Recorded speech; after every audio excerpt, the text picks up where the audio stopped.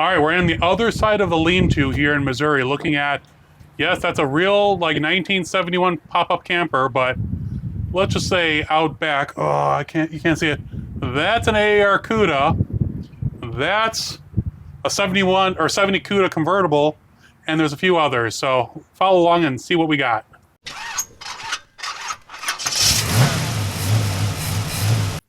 All right, back here in the corner behind the camper, you can barely see. Hold on. You see that it's a B5 Blue 70 Cuda convertible, 383 4-speed car. Oh, look at the plate. Yeah, 78. 1978. And where'd this one come from, Steve? Villa Ridge, Missouri. And the guy that owned it was, I don't know, he was into a lot of drugs and stuff, and he wrecked it every week. It's been crashed a lot. But it is a 383 4-speed Cuda convertible, which they're tough to find a real Cuda. Yes, it is. Yes, it is. And you can't see, but he said the front end's just as wrecked as the back end. So, unfortunately, we can't get there. But right here in front of us is a 1966 Coronet 500. That's a parts car for another car we'll see here in a bit. But it's a red car. It's got a white trunk on the front. But over here, you can just make it out. Remember the green door in the previous video? Ooh, I'm falling. Oh, there we go. This right here is a real sassy grass green 70 AAR Cuda.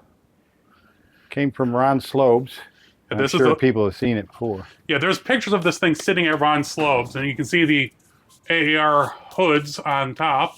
That's right, he has not one, but two AAR hoods for it. It's going to be a dual hood AAR Cuda. No, I'm just kidding. I got another AAR that's vitamin C 4-speed car. That's an automatic there. Yeah, this is just an automatic car.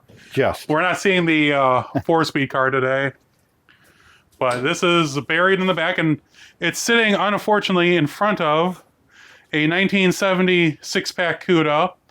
Is this a 4-speed? I forget. Automatic. This one's an automatic. Bench seat, column shift. Yeah, bench seat, column shift. The only thing it's got is shaker hood. Everything else looks plain Jane on it. You can't see the shaker hood, but it's underneath there. And came from Butler, PA. We're not moving all this.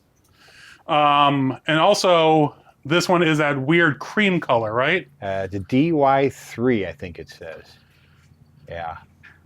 It's kind of like your plain Jane six-pack Cuda with a shaker. Yeah, that's all. But it was probably made for racing. It was probably, no options, just so they could go race the thing. I know that Butler, PA sold a lot of Cudas up there. They did. I've got two from Butler, PA. Oh, 6-packs, both of them. That's all. That's all. And now we're going to try to open up that door and get to the other side, because there's two more. I don't know if you can tell, there's two more cars on the other side over here.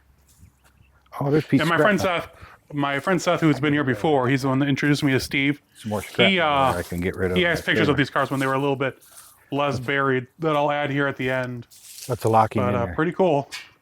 Real quick. Okay, well, you want to... Hold on, so we moved the door on the one side, and here's that cream 70 six-pack, or 6-barrel. I know people are going to yell at me. Yes, Plymouth is 6-barrel, but it's just easier to roll off the tongue 6-pack. But Steve's going to show... I'll show you the car when I get back there, but there's not enough room for two people. But what's the car in the back corner? There is a 70 446-pack Challenger RT, rally hooded, column shift, bucket seats, no console, purple, white interior, white top, white side stripe. That's really cool. That's really cool. And this right here is the fender from the AAR Cuda that's over in the corner, or in the middle, in front of the yeah, it's still got the fender-mounted turn signal on top of it. Yeah, you can see it was... He said you can see it was a front lip spoiler car, and wheel lip moldings. Wheel lip molding, and it's got the light package. This car back here also came from Slobe's. That's another one. Oh, the 6-pack. Okay. Yeah. That's another Slobe's car. And this right here is a 72, or you say 3? 72 or 3, I can't remember. It's a 340 petty blue or corporate blue Cuda. You can see this was so rough. A lot of these cars were rescued from legitimately getting crushed. That was from Slobe's too. This was from, that's what I'm saying. This was the one that you were going to take the floor out of. Yeah. But I'll show you some. You can get floors now, though. Yeah, you can see that there's a little bit of original petty blue underneath. Someone spray bombing it black. But here's the cream 76-pack Cuda, 6 Barrel Cuda.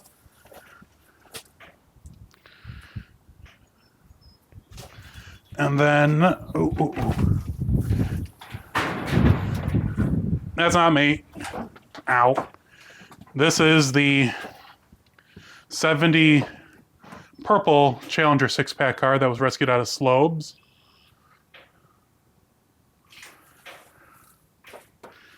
And then, I don't know if I can get to it. Oh, That's actually that's the AAR Cuda, obviously. got You can car. just make out the sassy grass green and the I sold the body. stripe on the quarter panel. I got rid of it. And then, yeah, you can see here on the purple 76-pack car that it's had a hard life. It was sitting on between two other cars. But still white interior, purple. Still got the grill, what's left of it. Manual drum brake car. Weird. Well, yeah. Just a few cool cars stashed away in here. Very top. Oh, and then the Trans Am. 169 Trans Am tail panel from a car that they built a long time ago. And a Corvette steering wheel for some reason. I got one vet Yeah. in the garage. Ah, This one. alrighty. Let's continue on. There's a handful more cars, but I gotta shoot some pictures. It was really awesome of Steve to go through and show me the cars that were in this collection. And as you can see, there was a slight constraint in space because of the spare parts that he had acquired over who knows how long. I mean, the fact that there was 2 6-barrel 6-pack cars, actually 3 technically, the AAR Cuda, the 70 Cuda 440 6-barrel, and then the 6-pack 70 Challenger. And cool note, Steve just told me that he sold the purple, that one right there, the purple 70 6-pack Challenger just recently. And that was a really cool picture from R&R Salvage that I found online of the AAR Cuda in the yard. And that's the only one I could find. I thought there was more, but nothing's popping up online. But if you have anything else, send it on in. Hey, Automotive Adventurers. Hope you enjoyed that little peek inside my friend Steve's other barn. Well, it's actually the same one, but it's like around the corner. And yeah, I think there's one more video coming up of the Hemi car that he does have for sale or wants to sell. Has all the original drivetrain and such. But that will be in next week's video. This one with the AAR Cuda and seeing that picture of it when it was at R&R Salvage was pretty darn cool. Well, I was lucky that that popped up on Google searches. But yeah, been a crazy week. Started off with snow, then it was 60, and now it's about, where is it? About, from what that temperature gauge says, it's just below 30 degrees. And it looks nicer than it is. I mean, it's blue skies and sunny, but, like I said, just below 30 degrees. And then this week, tomorrow I think it's supposed to be 38, and then, but take off. Like, the weather's supposed to get really nice. So that's perfect timing because next weekend, or at least Friday and Saturday, I will be at the Indy Mopar Trade Show Swap Meet. I get in Thursday, and then it only goes till Saturday now. So after that, I'm going to go barn finding, bounce around through Indiana, which should be a lot of fun, especially if the weather is sticking to what it's saying online. It's supposed to be in the 60s, so that would be amazing. But this week what happened, I tried to get the green car going. I had the battery on the charger, and I checked it with my voltage gauge. My multimeter showed good. Plugged it in, and as soon as I hit it, it goes down to 10 volts, and then it will bounce back up and go. So I think the battery's shot. The cold cranking amps is just garbage. So once it gets nice for consecutive days, I'll get a new battery and try to see if that is the issue with the car not starting. I actually spent a bit of time working on the blue car this week. On the one really nice day we had, I replaced both of the sway bar end links with correct, good ones. I had gotten some cheap Chinese ones before Hot Rod Power Tour last year because I thought they were bad. Ended up being the bushings on the sway bar were bad. Replaced those with better ones, and then that destroyed the cheap Chinese ones. And my friends from McKenna Automotive, when they had done it, the replacement originally, they had put on Moog Problem Solver upgraded, like SRT level ones. So I just put them back on, greased them up, and it's been great the last few days. Checked the brakes. Brakes were all good. What else did I do? Put in some new floor mats and some other odds and ends. But the blue car's been running good, other than the transmission having a few quirks at 300,000 miles. Because this week, I did. I'm just under 300. I'm at 298,000 something now. And I'll cross over 300,000 probably before Power Tour. So that should be a lot of fun. But yeah, so this week, getting ready for the trip to Indy and then bouncing around. And then after that, I don't think there's a lot going on. But I'll check my schedule. I'll post about it, especially after this. I might actually do an extra on Indie Trade Show, trying to show you what it's about. Because people, even though I've been going for like a decade or more now, people don't know what it is.